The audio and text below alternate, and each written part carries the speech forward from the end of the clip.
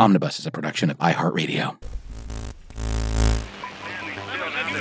This is Jim, and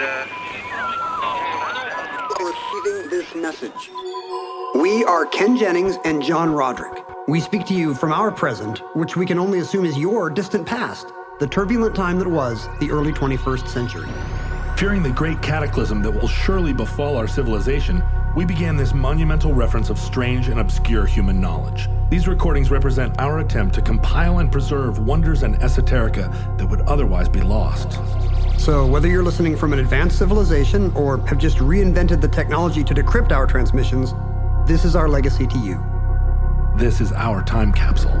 This is the Omnibus.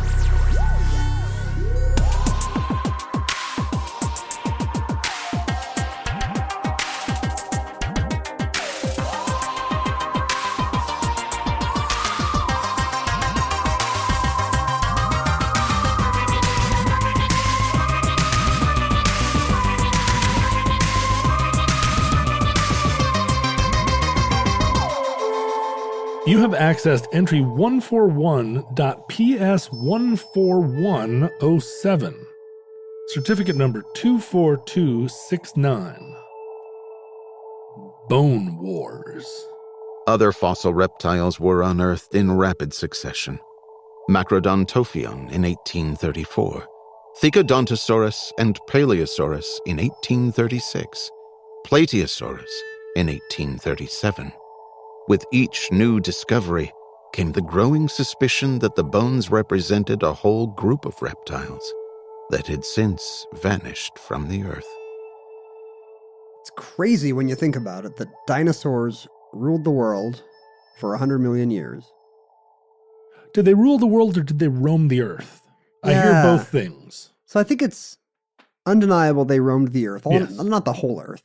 They Really? would roam The temperate. over small portions. I mean, dinosaurs in general were widespread, but a given dinosaur could never roam the whole earth. I see what you're saying, but dinosaurs roamed the earth. Yes, dinosaurs each roamed segments of the earth. But did they rule it? I'm going to say no. No, I don't think they did. No legislation? No, right. No real power structure? You know, dinosaurs had an awful lot of unearned privilege. Dinosaurs acted like they ruled the earth, but I think history proves otherwise. But they did roam the earth. They just think they could roam and rule whatever they wanted. Roam and rule. Today you can't roam the earth. No. There's going to be a fence or a sign or something. Sure. And you'll get pissed off. Sure. I mean, I try to roam the earth. I keep coming up against fences. In Europe, you could still roam the earth because there's a lot of pedestrian right-of-ways that Yeah. predate highways and stuff. In the U.S., good luck roaming much. I like to think I rule the earth, but I'm alone in that. What would your claim be based on? Is there some King Ralph scenario here that if Mike Gravel dies, you become the king of Alaska? I think it is that no one else appears to be doing it. I think I'm overqualified. It's just a matter of time. It's one of those. It's just a matter of time. Isn't Tears for Fears very clear that everybody wants to rule the world? You say nobody's trying to do it. I believe Tears for Fears teaches us that literally everybody wants to rule the world. Sure, everybody wants to rule the world, but no one's ruling the world. No one's really taking a shot at And it. the thing is just, you know what it is we don't know where the chair is. Where's the Iron Throne? That's the question. It's kind of one of those like first one to the chair situations. So you think if you could find the chair, Find the chair. like maybe it's just somewhere on some mountaintop in Wyoming. That's the game I'm playing. Find the chair this whole time. And I know there are others who are trying to find the chair. The people are going to have to recognize your claim to the chair. Or I rate my chances pretty highly. if you just Instagram a photo of you in the right chair. I think when you sit in the chair, the reverberation goes around the world like, People will just immediately realize, whoa, something's different. Ruling Let me the get world. online and see what's up with that. Yeah. But dinosaurs didn't have that kind of, unless spooky action at a distance, right? Unless the dinosaurs were all telepathic with one another. The dinosaur's privilege did certainly not extend into 4 dimensions because for thousands of years of human history, nobody knew they existed. Isn't that crazy? Almost every human being that's ever lived had never heard the word dinosaur, which was not coined until the middle of the 19th century. When bones crumbled out of a cliff on the southern English coast, people just attributed them to giant dogs buried them? There was no concerted attempt to create a theory of what they were. An individual culture might be like, Chinese culture might be like, whoa, those are some big bones out in the Gobi Desert. Right. Those must be dragons. Dragons. Or medieval Europeans might be like, I don't think that's an animal anymore. These must be dragons. Giants from the Book of Genesis. Oh, sure. When the angels in the Book of Genesis come to Earth and have half angel babies. Yes, half angel babies.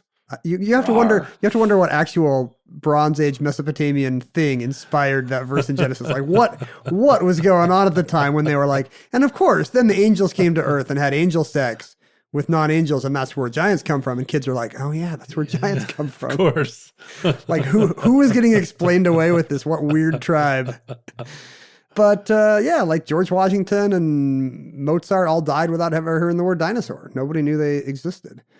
And fascinating. And of course, that's because most of those dinosaurs, world roaming, earth ruling. Which was it? Did they roam the earth? They're roamers. Let's not say rulers. Let's just say they roamed the earth. You believe that there was some kind of Cretaceous democracy? No, I believe that UFOs came down and genetically intervened in dinosaur evolution. The earth was actually being ruled by our alien overlords that were just herding the dinosaurs around. Yeah, herding them, making shoes out of them, giant shoes although their feet weren't giant, they just loved giant shoes. That was part of UFO fashion. Like you drive down the road on Venus and it's like, stop at the world's biggest dinosaur skin shoe. And all the kids are like, Dad, can we? Dad, can we?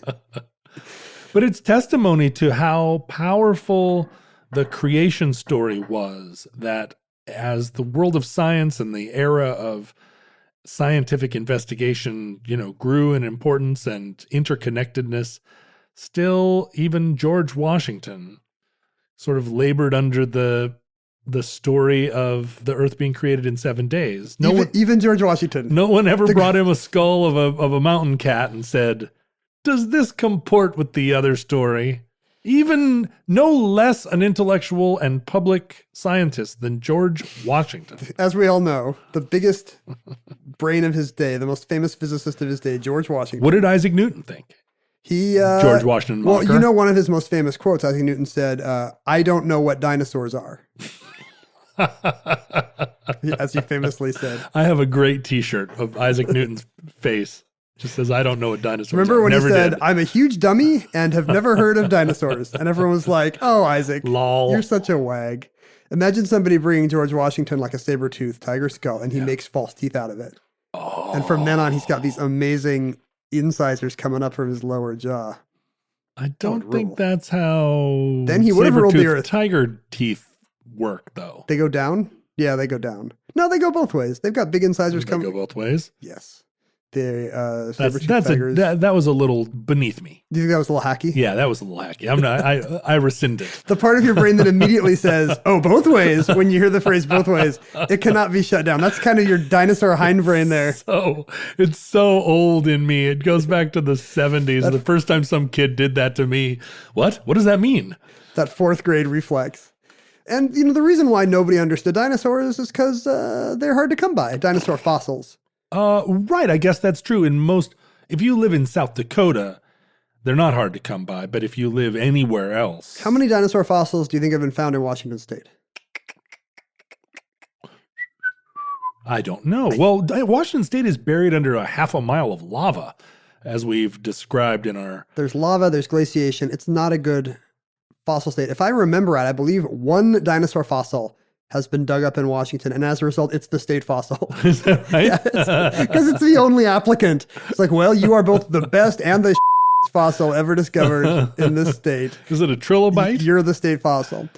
Oh, no, I'm wrong. Our state fossil is a Columbia mammoth. So that beat out the whatever the lone dinosaur fossil is. I see, sure.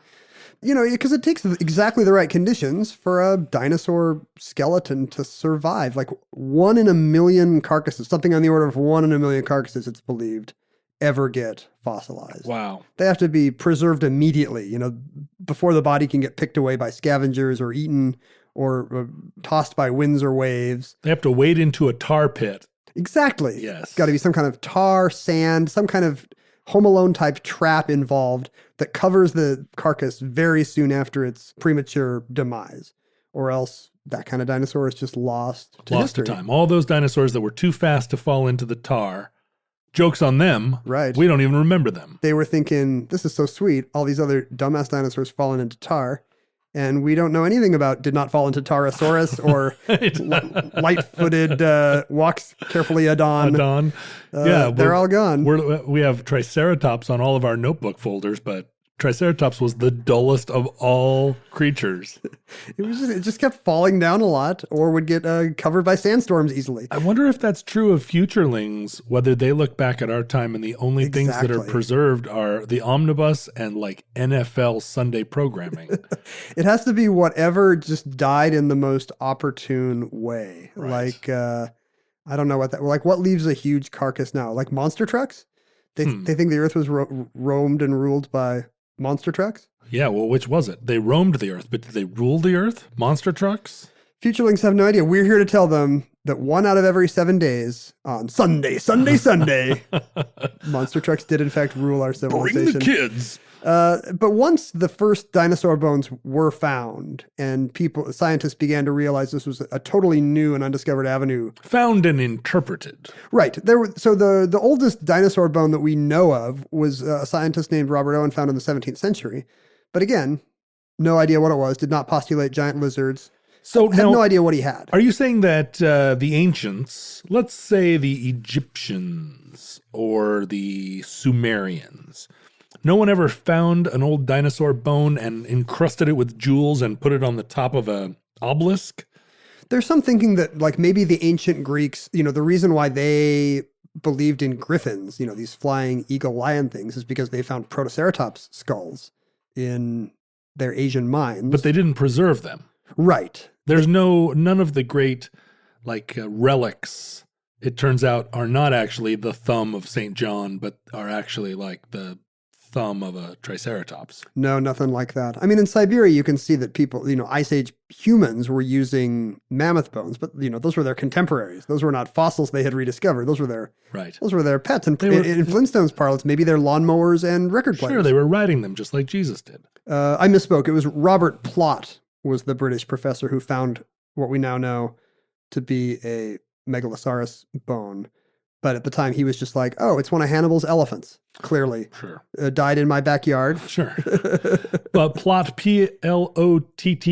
No, not like... like not the Julie Doucet. Dirty Plot? No, Plot. I guess, and in middle-aged... Plo. You think it was Robert Plo? Well, I doubt he would say plot, but maybe. I think it's probably Plot. And in middle age, the plot thickened. But Richard Owen was the one who... first realized there's probably a new order of giant prehistoric lizards and we don't have anymore. Not necessarily connected to Hannibal. As we discussed on the megafauna, no relation. The megafauna. As we discussed on the megalomaniac megafauna entry, there was some religious resistance to saying this must be some animal that doesn't live anymore, because why would God create something that doesn't exist anymore? Like the idea of extinction didn't exist. Well, didn't the flood story cover all that? Couldn't you say like, oh, this was some pre-flood thing that didn't make it onto the boat? That became a very common explanation later when people started to having to reconcile Genesis with dinosaurs. They were sinful animals. I wonder if part of it is that, climate plays a big part in what gets preserved, obviously. You want a sandy, dry desert, nothing rots. Instead, sand just covers stuff up, and it stays there long enough for minerals to start crystallizing in the bone lattice. Minerals crystallizing in the bone lattice. And Europe has a distinct lack of deserts, or at least it does today. But peat is good, right? Don't we end up finding a lot of Vikings that fell into the peat bogs? Yeah, I think it's just like... because there's no oxygen in them. Ladies collecting mushrooms, and then they turn into cool-looking mummies. Right. Which, they didn't want to happen, but maybe the coolest thing that ever happened to them. Exactly. It's another one of those things where it's like, there were probably a lot brighter girls in her village.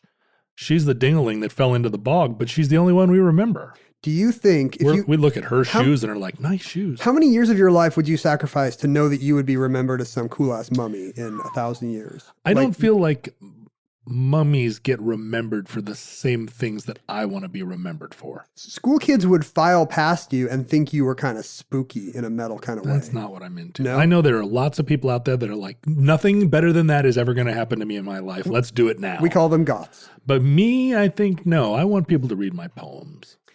Oh, well, yeah. You can achieve immortality through your work. I mean, if I fall into a bog with my poems in my here's the breast thing. pocket. You do both. Make sure your poems are preserved somewhere, some kind of golden trapper keeper hidden in the Himalayas. And then you're free to do whatever you want with your corpse. Your immortality has been assured through your soul living on and inspiring new romantics generations hence. Now's the time to fall into some kind of quagmire or quicksand. I like that idea, although I think I would prefer that my bones be bejeweled and placed on an altar where people file through and say certain catchphrases from my podcasts aloud and hope that it brings them fortune. Like it's Bill and Ted, but everybody's chanting like Seven-Sided Lighthouse, all the great shows. Keep the small backpack. Dinosaur nature sometimes bejewels its own fossils. Oh. Like nature sometimes will vajazzle a fossil. Like the way opal forms, for example. If that happens in a bone lattice or whatever, in a decaying carcass of some kind, you can get dinosaurs where the mineral filling in the calcium is actually opal. Wow. That's what I want. Well, that's how I want to go. Amber, like I could see you preserved in amber and worn as an amulet on the... That would be a lot of amber. Like, well, that's what I'm saying. Think like... The giants Jurassic that Park are mosquitoes. half angel would wear you in an amber necklace with their giant lizard shoes. The good thing about getting frozen in amber is that some future Scotsman could figure out how to extract your blood and reclone you. Spare no expense in John Roderick Park. Welcome to John Roderick Park. No true Scotsman would do that. You're saying that... what's his name in the Jurassic Park movies? You're saying that Sir Richard Attenborough would not... I almost had it. His name is John Durr. This is creating that thing on podcasts where everyone but me knows the name of the guy. Yeah, and me. It's driving them nuts. What's great is that we're the hosts of this show. So the fact that neither of us know what you're talking about.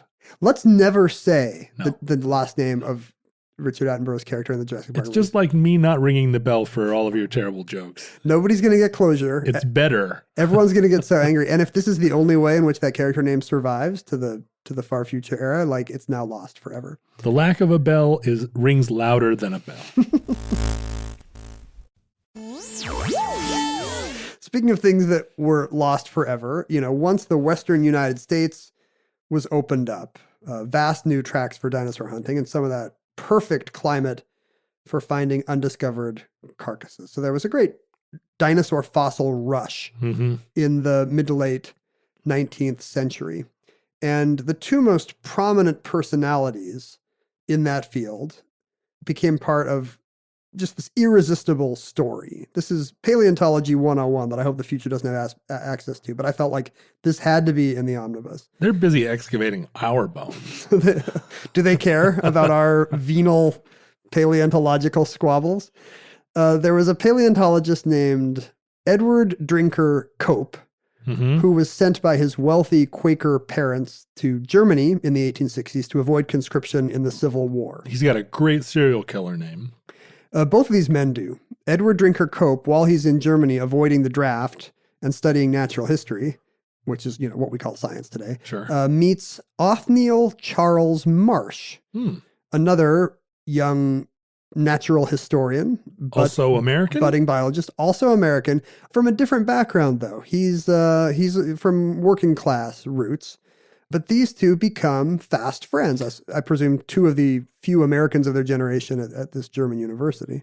How did he end up studying paleontology in Germany, or I'm sorry, natural history in Germany, being from his working class background?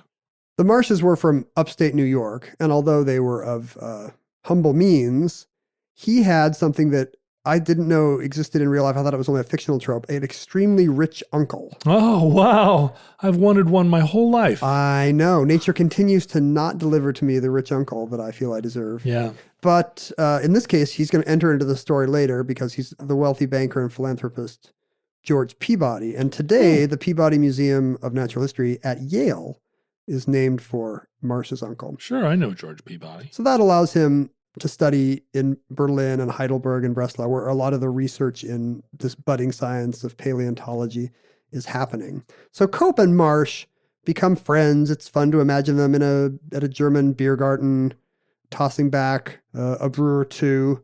Evidence that they're friends, Cope names one of his earliest discoveries, an amphibian fossil, after Marsh. Is that why we call marshes marshes? That's exactly right. Up until then, they were called wet places that the clumsy dinosaurs and Irish women keep falling into. No, this amphibian was called Tionius marshi. I think it's got a silent P. And Marsh, in return, named a mosasaur, a big sea serpent thing, Mosasaurus copianus. Oh, that's sweet.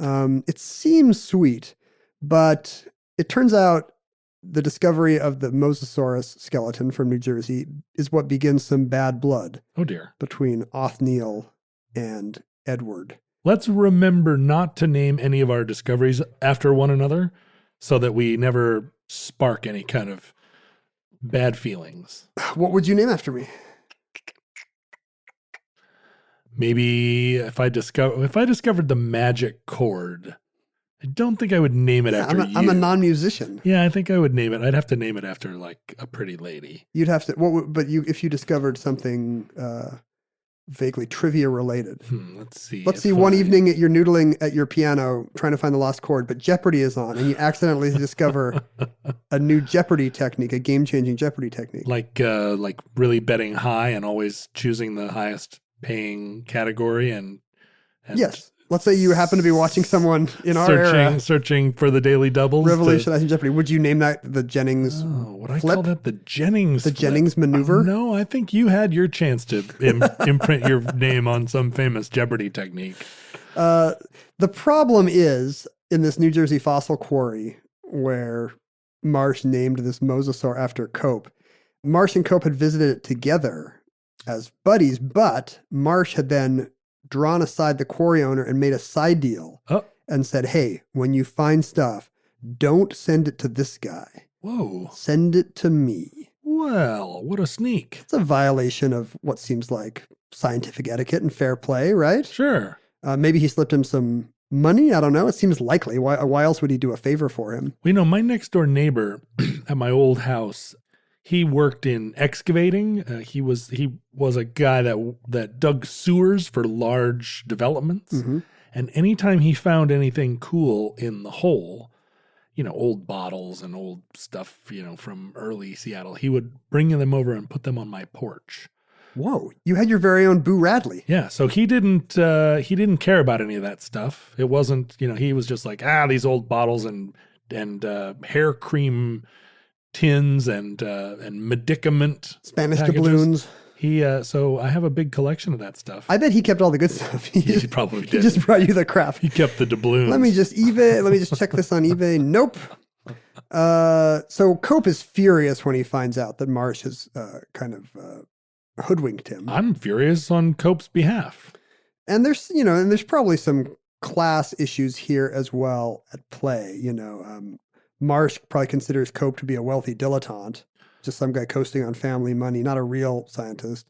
Whereas Cope, probably has disdain for working class Marsh, who he thinks is rough and uncultured and not apt for the scientific life for that reason. Right, of course, because as we know, scientists are all the scions of wealthy families. That's exactly right. The right. best qualified to be military leaders and scientists. That's exactly what happens in our civilization today. The first generation makes the money and the second generation amasses it, and the third generation all becomes groundbreaking scientists.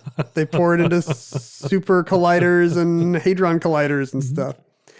But Cope is able to get his revenge on Marsh. Marsh has discovered a new plesiosaur, one of these long Loch Ness monster-looking jobs. Right, the most pleasing of all sores. That's where it takes its name from, the fact that it's so pleasing to see tooting its horn above Loch Ness, which he calls Elasmosaurus platurus.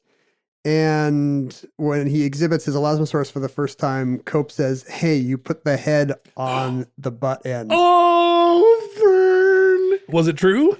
He reconstructed it wrong? Marsh does not believe it, but the curator of the museum takes a look and says, yeah, all the vertebrae are on backwards. Shouldn't that be pretty like first order of thing to look at? Like, Well, think about which way do vertebrae go? Think about a Loch Ness monster. It's kind of bulbous in the middle, but it's tapered at both ends, one of which is a tail, one of which is a head. But don't the ribs like go in one direction?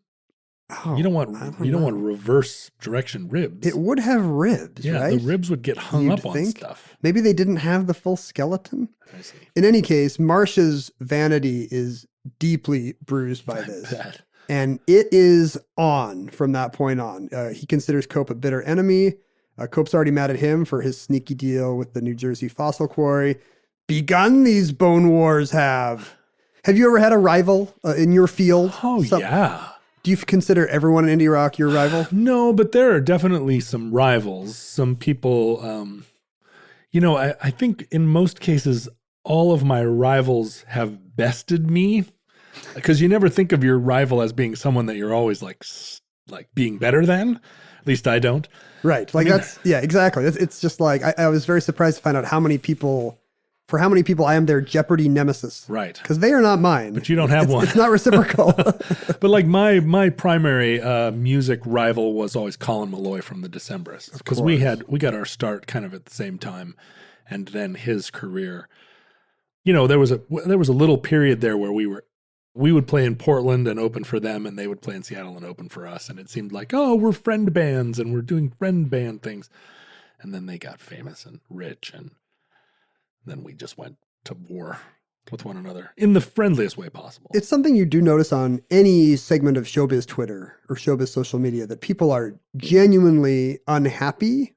It's universally known that everyone is genuinely unhappy when something good happens to anyone else in their field. Yes. And everyone's aware of what an awful look this is. This is like an upside of social media, is that you really have to put on some performative, that's great. Hey. And it's probably good for So people to have happy to for exercise those muscles, because if you do smile and say gracious things, that must sink in at some point, even if it's deeply opposed to your awful venal first impulse, which is that clearly should have happened to me, the protagonist of reality, not to Colin Malloy. What's crazy about those kinds of rivalries is that these days we're much more able to, although Instagram and those things present this idealized world, and you can have, at least for me, like I see little moments of success in my friends and go, damn it, why am I not able to rent a house in Switzerland for a year to sit and think my deep thoughts?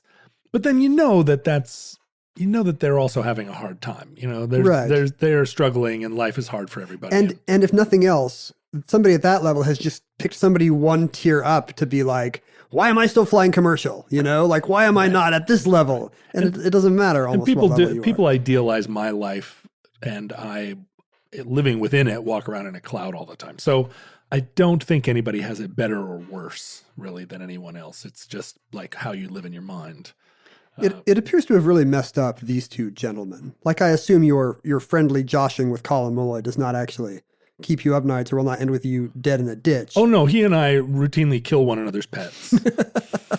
Nail them to the front doors of our homes. That's kind of what happened with Marsh and Cope. Because at the worst possible time, as their relationship is souring, suddenly a massive fossil bed is discovered in the American West. Oh, boy. A Colorado school teacher tells Marsh, hey, you know what I've found. These two are prominent enough in their fields that they are the earliest to hear about this great discovery. They are absolutely at the head of their field. And Marsh is the earliest to hear. And he, of course, pays the guy $100. Hey, don't tell Edward Cope, my enemy. Are they doing other things on the side to be enemies with one another? Or was it all just this one kind of, or is it all this like dirty dealing? Like drawing dicks on each other's faces? Yeah, or like did one of them like flirt with another one's girlfriend or something? Almost all the squabbles appear to be professional, but it's really in every arena of the 19th century paleontologist's life. These guys are squabbling. Like, once Marsh gets in ahead of Cope at this new Wyoming fossil grounds, Cope obviously finds out and starts digging next door. And so, there are times in the 1870s and 1880s when they are just finding new fossil digs and then realizing they don't have time to excavate them, trashing them before the other can get there. Whoa. Actually ruining the bones. Yes. Ruining the science. Stealing bones from one another's sites by night, definitely spying on each other. Marsh instructed, sent telegraphs west to say, keep an eye on Jones's men. Jones was they had code names for each other. That's the degree. It's not that great of a code. Jones. Sort of that's not what you would pick. Almost rhymes. Yeah. That's quite a rhyme. That's how you can tell we are not yet, the kind of podcast hosts who secretly hate each other because we don't have code names for each other yet. Have you talked to Brennings? How about Ron Jodrick? So now this does not give me a lot of, I'm not convinced that they really care about the science at this point. I mean, are there other instances, can you think of, where scientists are ruining their own experiments to spite a rival? Yeah, destroy like evidence of great mysteries in order to just have a personal vendetta? Yeah, I mean, maybe this is coming from Marsh's kind of tough, street smart background, as he comes from a milieu of you do what it takes to get ahead. And he's all like, what? He's in there swinging a chain. But this is where Cope can actually come out ahead. As maybe somebody with a leg up in the academic community, he tries a taxonomic land grab, basically. Mm-hmm. He tries to get to publish first. Good. So he wages an academic war. Good man. Rushing 76 articles into print in the space of a year or two, buying his own journal at one point. Take that, Marsh. So that he can get his own stuff out there. Thug. And so he's the one saying, I got this species, basically calling dibs, calling shotgun on every new dinosaur, while Marsh is, not getting into the journals. But Marsh, interestingly, despite his working class background, appears to be better at playing the political game. Marsh realizes he's getting beat in the academic journals, so he goes to Washington. Okay. He leverages his wealthy Uncle George Peabody's connections to buy drinks for the right guys and grease the right wheels and befriend the right senators and flatter their wives. And soon he is the first person in a new office, the chief paleontologist for the United States Geological Survey. Oh, let's not say that politics don't work. It works perfectly in this case because now he's got the power. He's the government agent. He can, in fact, cut off Cope's access to these sites. He can cut off his funding. Previously, the government would give big money to whoever could publish these lavish, large books of new illustrations. Yeah. And now he could just be like, and Cope's not getting any of those contracts anymore. Wow. So, while this rough and tumble desperado stuff is going on at Como Bluff, Wyoming, literally Cope and Marsh's men throwing rocks at each other when they should be digging because their number one job is to hate the other guy's guys. You have to wonder what the source of this emotional energy was. And I have to think that maybe they were in love with each other. I mean, this is exactly what you would see on a school ground between two little boys that were in love but couldn't admit it, within the culture of their time, couldn't confess. And that all their love and sexual energy got converted into this hate that wouldn't abate. So these are bone wars, but just not the bone you're thinking of. That's right. That joke is beneath you, but I don't even have like a horn that I can sound. We need to get you a little bicycle horn while your bell is in the shot.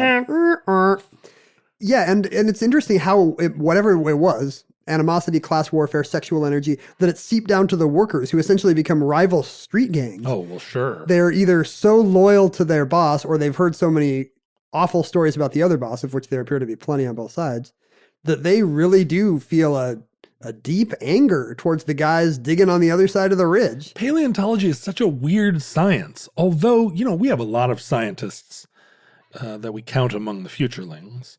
It's not uncommon for people to connect with us through the halls of time.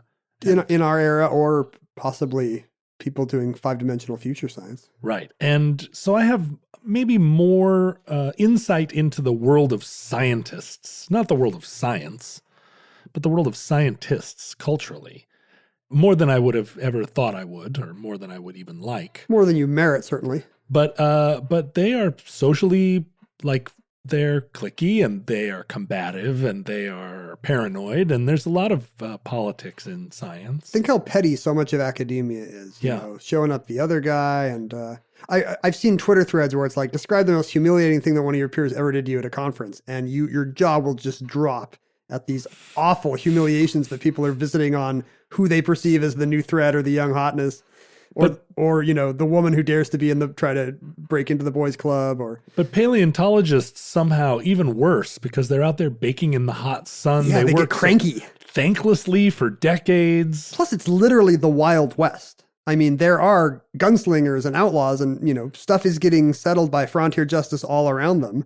And maybe that social code kind of seeps into even these loftier pursuits. So Cope is in trouble. Marsh has managed to cut off his funding at the source, at the Washington, D.C. pork faucet. Now, who are you rooting for in this? Do you have a favorite?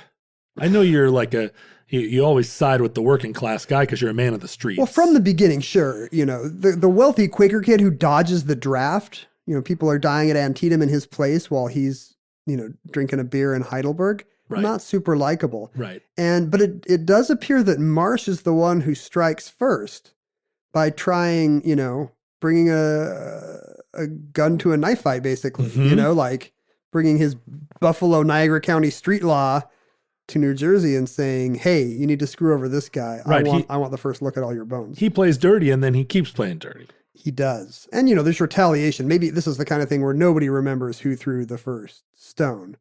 But Marsh doesn't come off real well, in my view. But you feel especially bad for Cope because once his funding is cut off, he's the one who really suffers first. Well, he's trying to play by the rules of his world, which is publish first. Yes. And you know, and genteel, you know, he's, I don't know, maybe Philadelphia business magnates of the 19th century were actually awful. And let's assume they were. I assume they were doing all kinds of underhanded, dirty dealings. But he sees himself as a scientist and presumably above all that. Right. But as a result, he suddenly has no income. He goes into some real speculative silver mining venture. Thank you. Mm-hmm.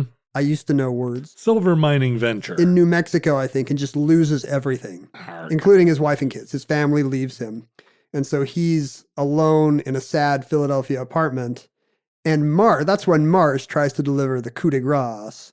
He tries to steal Cope's fossils, saying that this had all been collected with government funds. Uh-oh. Stealing your fossils is something, that's code in club kid language.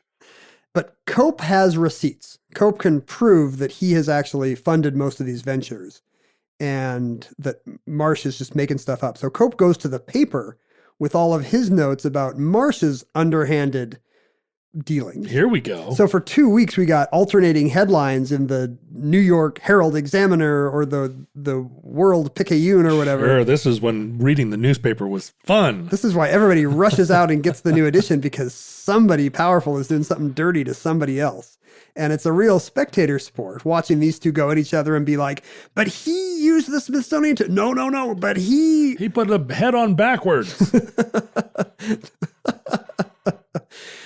In the end, the headline war is what does in Marsh. The U.S. Geological Survey does not want their head guy involved in this kind of mudslinging. Oh, sure, he's supposed to be above the fray. Exactly. He's a government official.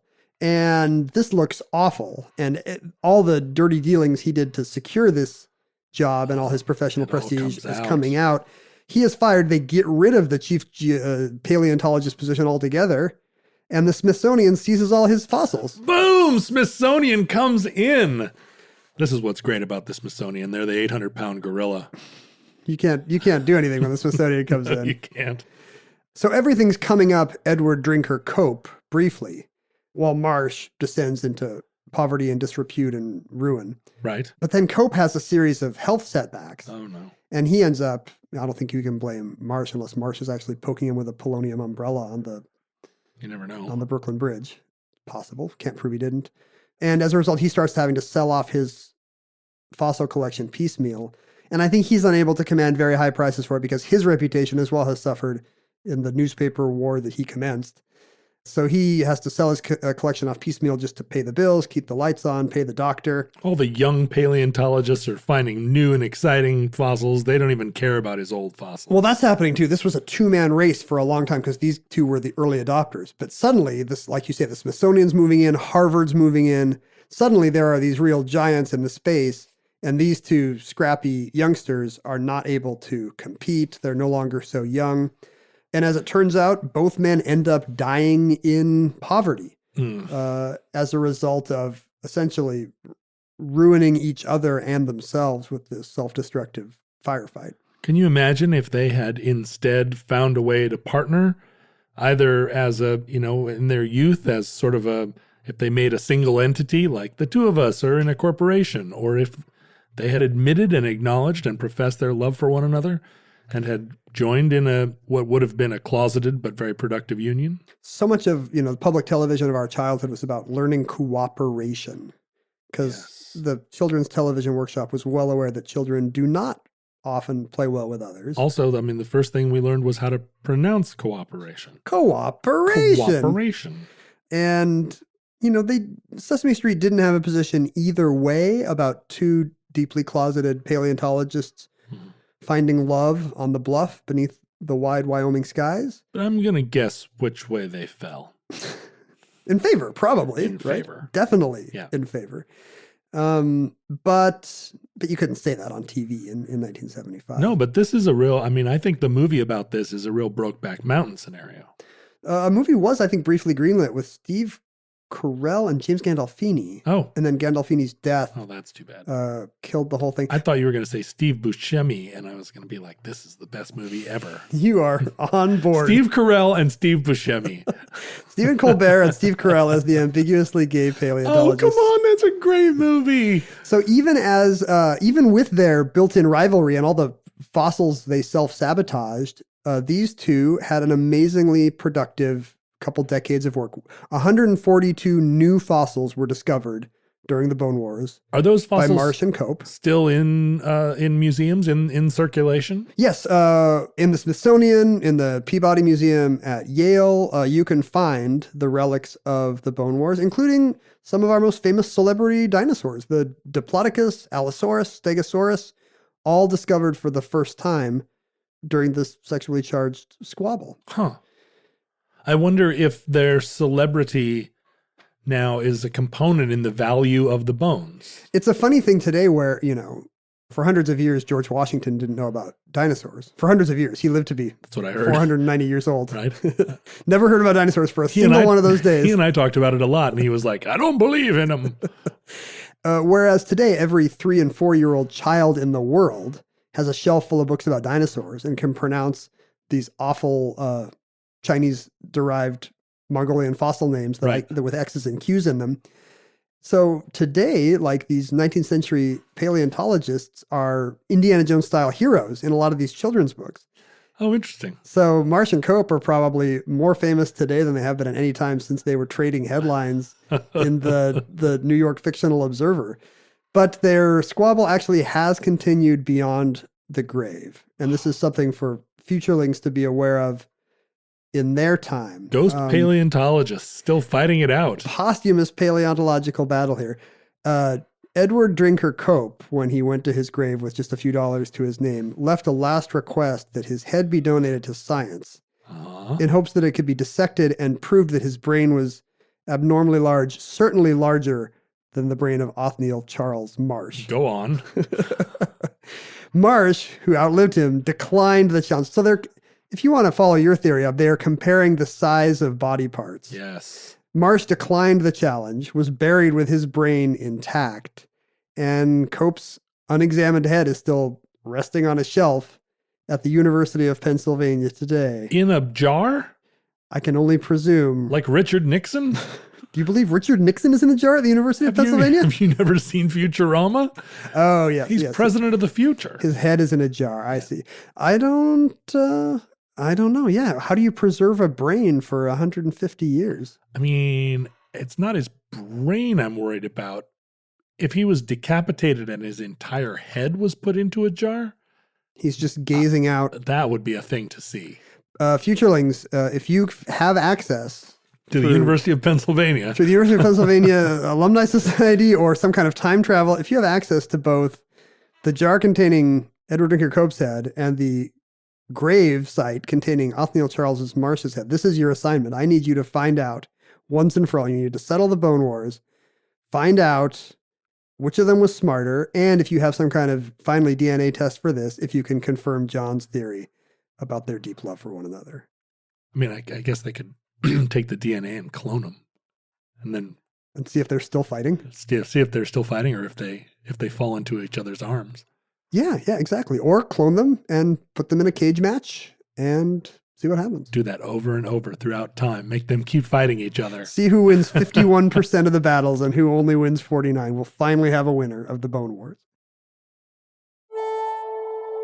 And that concludes Bone Wars. Entry 141.PS14107. Certificate number 24269 in the omnibus. I went to PS14107. That's in the future when New York has PS14107. When New York has tens of thousands of elementary schools. Famously great elementary school. You had to apply for it when you were in preschool. Simon and Garfunkel met at PS14107. Futurelings, you have your assignment. Please research the Bone Wars scientists and get back to us with scans of one's desiccated brain and one's formaldehyde preserved brain. Every time we describe awful people that you never want to hang out with, please resurrect them. And see what happens. That's what we want. And set them either to war or to bed. Go find us on Facebook, Twitter, and Instagram at Ken Jennings, at John Roderick, and at Omnibus Project. Also, go to my Instagram account for lols and roffles. Ruffles? Ruffles, rolls on the floor laughing. Ruffle on your Instagram stands for Roderick Flea Market Liaisons. Do you put a lot of flea market liaisons on your... No. I guess I've never been to your Instagram. I'm going to go right now and check it out. Yeah, no, you should go. Let me suggest that you lurk there under the name Ken Jennings, where you never post and where your avatar is an egg. I do actually look there. I like when you post people's Alex Jones bumper stickers. Also, you can email us, please do, at theomnibusproject@gmail.com. Ken will read your emails, and then if you make a suggestion for a show, and it's a good one, Ken will take it and not reveal it to me. And if it's a bad one, he'll put it into a list, and then he'll give it to me every once in a while. The Topic Wars. Here are some topics. If I find a good topic, I destroy it. I never even record it. I just don't want John to have it. That's right. You burn it. You can go to our Facebook page, the Omnibus Futurelings, and have some merry, merry old times. And please send us all of your grandfather's old breeches to P.O. Box 55744, Shoreline, Washington, 98155, USA, America. Listeners, from our vantage point here in the final years of USA America, we have no idea how long our civilization survived. We speak to you from the distant past, fossilized ourselves. We hope and pray that the catastrophe we fear may never come. But if the worst comes soon, this recording, like all our recordings, may be our final word. We will drop it in the peat bog tonight. But if Providence allows, we hope to be back with you soon for another entry in the Omnibus.